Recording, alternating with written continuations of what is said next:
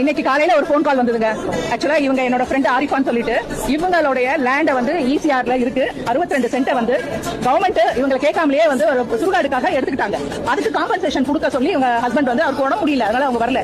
அவர் என்ன பண்ணிருக்காரு, கோர்ட்டுக்கு போயிட்டு காம்பன்சேஷனுக்கா எனக்கு வந்து பணமா கொடுங்க அப்படின்னு கேட்டிருக்காரு. முடியாது, கவர்மெண்ட் வந்து நெருக்கடி, பண நெருக்கடி, உங்களுக்கு அதுக்கு ஈக்குவலா நாங்க வந்து லேண்ட் கொடுக்குறோம்னு சொல்லி கொடுத்துட்டாங்க. அலாட் பண்ணியாச்சு, கோர்ட்ல ஆர்டர் வந்துருச்சு. ஆனா ஒரு வருஷத்துக்கு முன்னாடி நாங்க வந்து பார்த்த போது அவங்க வந்து இது மேல ஆக்ஷனே எடுக்கல. ஆனா இன்னைக்கு காலையில ஒரு கால் பண்ணி எல்லாரும் வந்து நீங்க வந்து வாங்கிக்கோங்க, ஜியோ வாங்கிக்கோங்கன்னு சொன்னாங்க. ஒரே சர்ப்ரைஸா இருந்தது. ஒத்த பைசா கூட எங்களுக்கு செலவில்லாம ஒரு ஜியோவை எங்களுக்கு கொடுத்துருக்காங்கன்னா பெரிய விஷயங்க.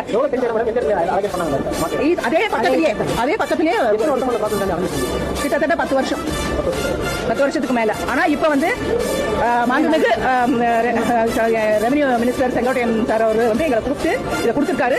அவங்க ஃப்ரெண்ட், அவங்களுக்கு ஹெல்ப் பண்றதுக்காக நான் வந்திருக்கேன். ஆனா